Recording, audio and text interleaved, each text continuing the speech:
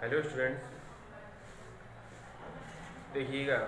कल आपको हमने किरचॉफ के नियम तथा वैद्युत बताया था। आज उसी के आगे जो सारी चीज़ें रह गई हैं, सारी चीज़ें आज हम आपको कवर करेंगे। तो आज बहुत ही इम्पॉर्टेंट चीज़ हीट स्ट्रेंथ सेतु और हीट स्ट्रेंथ सेतु पर आधारित उपकरण मीटर सेतु बताएंगे।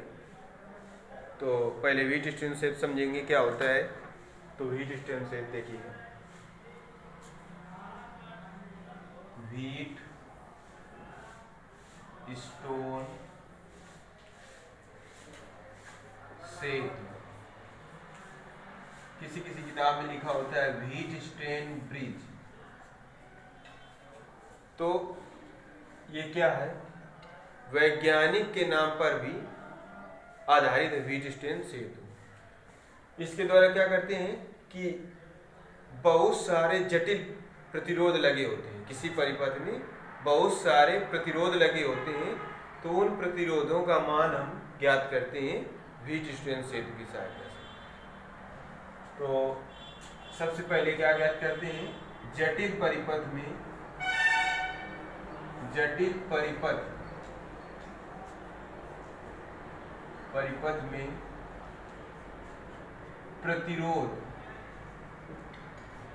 प्रतिरोध का मान ज्ञात करते हैं।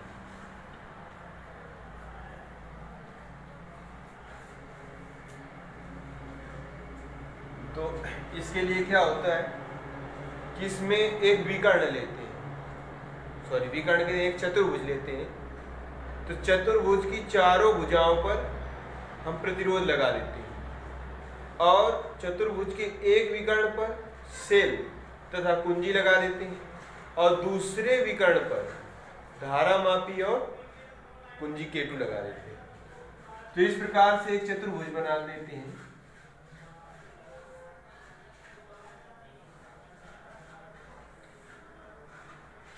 तो एक विकर्ण ये हो जाएगा, इस वाले विकर्ण को हम नीचे दिखाएंगे और एक विकर्ण ये। तो ये जो वाला विकर्ण है इसको हम नीचे ऐसे दिखाएंगे। तो यहाँ पर इस विकर्ण पर एक कुंजी केवल और सेल ये ऐसे जोड़ देते हैं।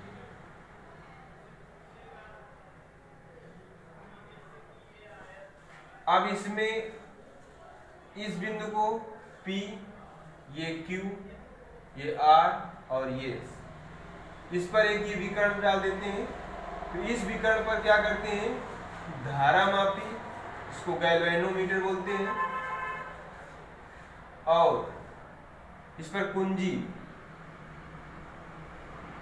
K2 लगा देते हैं। ठीक, अब यहां पर प्रतिरोध लगा देते हैं R1, या इसको इस प्रकार से नाम दे देते हैं कि ये P प्रतिरोध है, यहाँ पर Q प्रतिरोध है और यहाँ पर R प्रतिरोध है और यहाँ पर S प्रतिरोध है। इस प्रकार से भी आप कर सकते हैं। ठीक है, देखिए ये एक चतुर्भुज है। चतुर्भुज की चारों भुजाओं पर प्रतिरोध लगे हुए हैं और इसके एक विकर्ण पर कुंजी K1 और सेल लगा हुआ है और दूसरे विकर्ण पर धारामापी और कुंजी K2 लगी हुई है। हीट स्ट्रेन सेतु कब होता है, जब हम सेल से धारा देते हैं और कुंजी K1 को दबाते हैं और शून्य विक्षेप की स्थिति धारामापी दे और कुंजी K1 खुली हुई हो, तो उस स्थिति पर सेतु संतुलन की स्थिति होती है। कब, जब धारामापी शून्य विक्षेप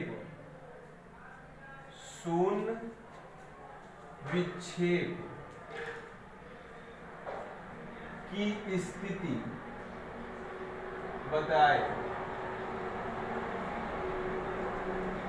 वहां सेतु संतुलन की स्थिति में होता है। संतुलन की स्थिति में होता है। ठीक है, तो लिखेंगे कैसे? पहले व्हीटस्टोन सेतु लिख देंगे, फिर लिखेंगे वैज्ञानिक व्हीटस्टोन ने किसी जटिल परिपथ में प्रतिरोध का मान ज्ञात करने के लिए एक सेतु बनाया जिसे व्हीटस्टोन सेतु कहते हैं। फिर इसके नीचे लिखेंगे रचना में कि एक चतुर्भुज पर जिसकी भुजाओं पर प्रतिरोध PQRS लगे हुए हैं और एक विकर्ण पर सेल और कुंजी K1 तथा दूसरे विकर्ण पर धारामापी और कुंजी K2 लगी हुई है। जब सेल द्वारा धारा प्रवाहित करते हैं और कुंजी K1 बंद होती है, उसी समय कुंजी K2 खुली होती है और धारामापी में शून्य विक्षेप की स्थिति होती है, तब वहां पर सेतु संतुलन की स्थिति में होता है। अर्थात संतुलन की स्थिति में होगा तो धारामापी पर शून्य परिणाम आएगा, अर्थात कोई भी मान नहीं होगा, धारा का कोई भी मान नहीं होगा। तो हम क्या करते हैं कि P और Q जहां पर फिर लिखेंगे, इसको बंद पास 1 डाल देते हैं, इसको बंद पास 2। तो बंद पास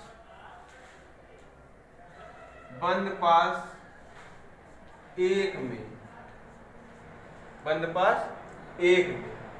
किरचॉफ का नियम लगाने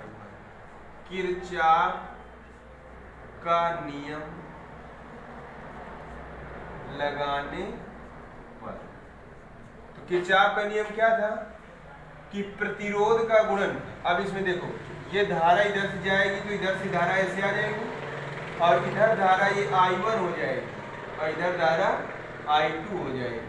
ऐसे ये धारा इधर आएगी, इधर धारा ये क्या हो जाएगी, इसको हम अगर दे देते हैं I1 और इसको I2 और ये धारा मिल करके यहाँ फिर से I हो जाए। ठीक, वैसे वास्तव में यहाँ पर I1 पूरी धारा नहीं आएगी क्योंकि इसमें भी कुछ धारा आएगी, परंतु यहाँ पर शून्य विक्षेप की स्थिति हो जाएगी। और तो इसका मान हम ज्ञात करेंगे P/Q और R/S के लिए। तो मान लेते हैं कि यहाँ से धारा गई, फिर यहाँ पर इधर आ गई धारा। ठीक, तो बंद पास 1 में किरचॉफ का प्रथम नियम, 2-3 नियम लगाने पर, किरचॉफ का नियम लगाने पर तो क्या होता है, प्रतिरोध और धारा का गुणनफल, प्रतिरोध और धारा का, अगर हम इस प्रकार से ऐसे चलें, ठीक है, तो ये देखो चलने की दिशा में धारा हो गई कि नहीं होगी, तो हो जाएगा P/I। अब इसमें देखो ऐसे हम चल रहे हैं परंतु ये धारा इधर की ओर आ रही है, तो ये माइनस का हो जाएगा I2 बराबर 0। क्यों 0 क्योंकि यहाँ पर कहीं भी बीच में सेल नहीं लगा हुआ है। सेल लगा होता तो उसको हम E या E1 E2 कुछ करते। तो P/1 बराबर SI2। अब समीकरण 1 दे देते हैं। बंद पास 2 में किरचॉफ का नियम लगाने पर, किरचॉफ का नियम लगाने पर क्या हो जाएगा, Q। अब इसी प्रकार इसमें भी ऐसे चले, देखो ये चलने की दिशा में धारा हो गई Q/I1 माइनस, अब ऐसे चलेंगे तो ये तो इधर की ओर जा रहा है, माइनस R/I2 बराबर 0। इधर भी कोई सेल नहीं लगा है, तो Q/I1 बराबर R/I2। तो अब देखेंगे, इसको समीकरण 2 डाल देते हैं। अब लिखिए समीकरण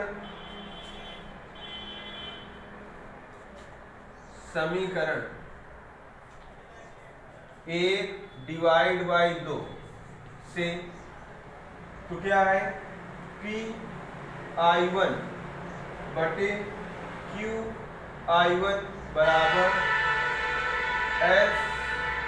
SI2 बटे R/I2। ठीक, तो I1 से I1 कट गया, I2 से I2, कितना हो जाएगा, P/Q बराबर R/S बटे R। ठीक, आप इसको थोड़ा और भी लिख सकते हैं कि यस इधर आ जाए परंतु क्यू इधर चला जाए, उससे कोई मतलब नहीं है, इसको ऐसे लिख देते हैं। यहाँ पर देखिएगा P और Q अनुपातिक भुजा है, इसको नीचे लिख देंगे। ये वीट स्ट्रेन सेतु का सूत्र आया है, P/Q बराबर R, यस अपान R। अब इसमें जिस प्रकार से आप मानोगे इसी प्रकार से आ जाएगा। नीचे लिख देंगे P और Q ज्ञात भुजा है, ज्ञात भुजा बोलते हैं, सॉरी, अनुपातिक भुजा है, अनुपातिक भुजाएं। यस ज्ञात भुजा है, यस ज्ञात भुजा है और आर अज्ञात भुजा है, अज्ञात भुजा। ठीक है, तो ये पूरा वीट स्ट्रेन सेतु है। अब वीट स्ट्रेन सेतु पर आधारित हम मीटर बॉक्स पढ़ेंगे, तो मीटर बॉक्स क्या होता है उसको देखेंगे।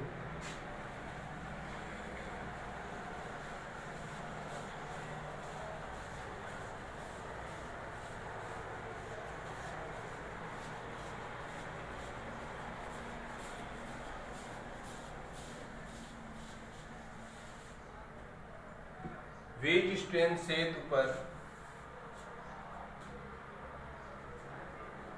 आधारित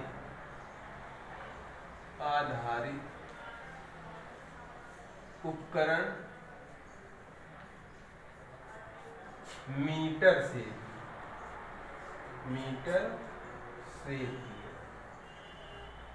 देखिए ये भी क्या है, अब जैसे वीट स्ट्रेन सेतु था कि प्रतिरोध ज्ञात किया जाता था, वैसे ये मीटर सेतु भी बनाया गया है कि मीटर सेतु के द्वारा भी किसी तार का प्रतिरोध ज्ञात करेंगे।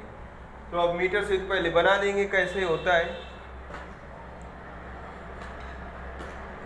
देखिए। मीटर सेतु एक लकड़ी के फ्रेम में कसा होता है, इसमें लकड़ी के फ्रेम में दो यल आकार की पत्तियां होती हैं, इस प्रकार से।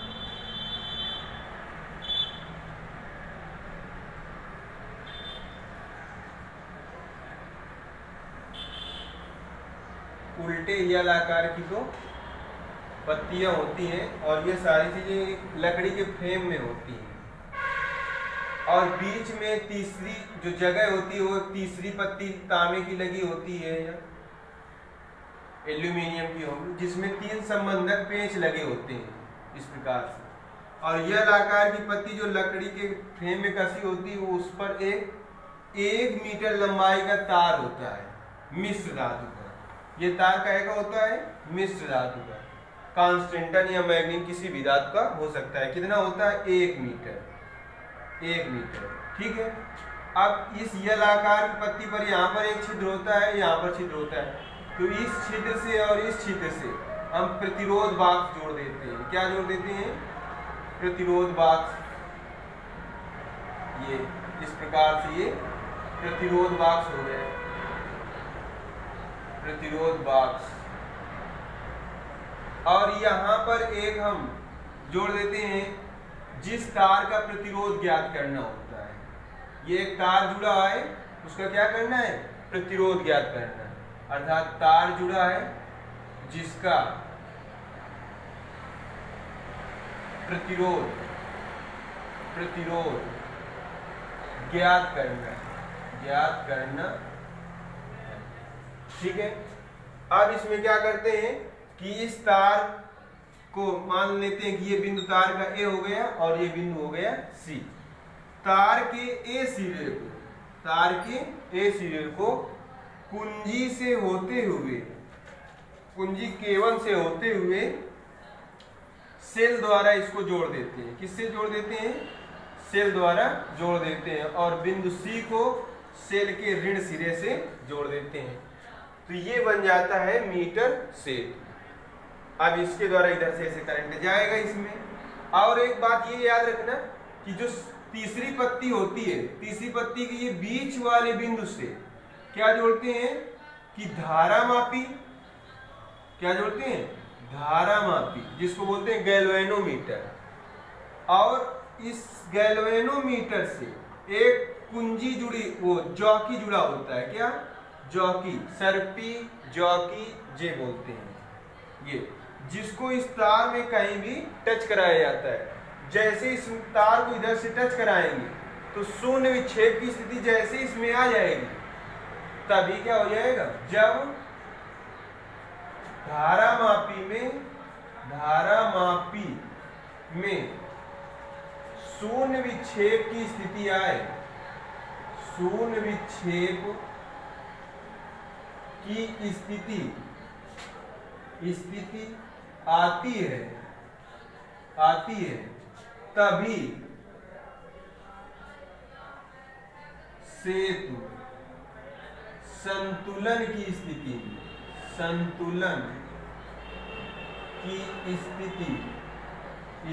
में होता। समझ में आई? कैसे क्या करना है?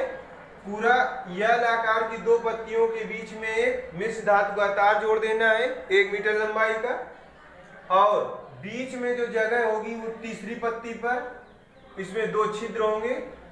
तो पहले वाले छिद्र और यल आकार के छिद्र से प्रतिरोध बाक जोड़ देंगे, फिर इसमें तीसरे वाले में जिस तार का प्रतिरोध ज्ञात करना उस प्रतिरोध को, उस तार को जोड़ देंगे, और यल जो 1 मीटर लंबाई का तार है उसके बिंदु A को कुंजी K से होते हुए सेल से जोड़ देंगे, तार के C सिरे को सेल के ऋण सिरे से जोड़ देंगे, और तीसरी पत्ती के बीच वाले छिद्र से धारामापी से होते हुए जॉकी J को जोड़ देते हैं, जो तार को कहीं भी स्पर्श कराते हैं। और जहां पर स्पर्श कराते हैं वहीं पर अगर धारामापी में शून्य विक्षेप की स्थिति आ जाए तो वहीं पर जॉकी को रुका देते हैं और तार का मान ज्ञात कर लेते हैं, जिससे कि शून्य विक्षेप की स्थिति प्राप्त होती है, तब सेतु संतुलन की स्थिति में होता है। मान लेते हैं J को हमने यहाँ पर स्पर्श कराया तो ये पूरे लंबाई 1 मीटर की थी, हमने मान ली कि यहाँ से यहाँ तक 1 मीटर लंबाई पर सेतु संतुलन की स्थिति में हुआ, तो ये वाली लंबाई कितनी बची, 100 माइनस का यल, क्योंकि 100 सेंटीमीटर में लिख दिया आपने। ठीक है, तो अर्थात अब लिखेंगे कि ये प्रतिरोध क्या होगा, R बराबर रो यल अपान ए होता है, R बराबर रो यल अपान ए होता है कि नहीं। तो इसी प्रकार यदि हम ये माने कि इस तार का जो प्रतिरोध है P है, प्रतिरोध को P मान लिया, तो P बराबर रो यल अपान ए हो गया। ठीक है, अब दूसरी बार में क्या हो जाएगा, R बराबर इधर के लिए रो, अब विक्षेप कितने में, 100 माइनस यल में, पहले यल के लिए लिख दिया तो 100 माइनस का यल अपान तार का क्षेत्रफल तो बदलेगा नहीं, ए रहेगा। समीकरण 1 और समीकरण 2 भाग लगा देंगे तो P अपान R बराबर रो से रो कट जाएगा, तो कितना आ जाएगा, L अपान 100 माइनस का यल। इसी प्रकार आप इसको लिख सकते हैं कि R बराबर R बटे P बराबर 100 माइनस का L अपान यल, और R बराबर क्या हो जाएगा, P और 100 माइनस का L अपान। ये मीटर क्षेत्र पर आधारित उपकरण है, जिसका कि ये ऊपर देख लीजिएगा, R बराबर P 100 माइनस का L अपान, तो ये मीटर क्षेत्र पर आधारित उपकरण है। R बराबर P 100 माइनस L अपान L आता है, और इसी को आप चित्र को याद रखेंगे मीटर क्षेत्र को। और ये याद रखना जो पिछले वाली वीडियो हमने बताया था आंतरिक प्रतिरोध को प्रभावित करने वाला कारक, उसको याद रखें, R प्रोपोर्शनल 1/D होता है, R प्रोपोर्शनल 1/D। और जो नेक्स्ट चीज होगी वो आपको नेक्स्ट वीडियो में प्रोवाइड कराई जाएगी।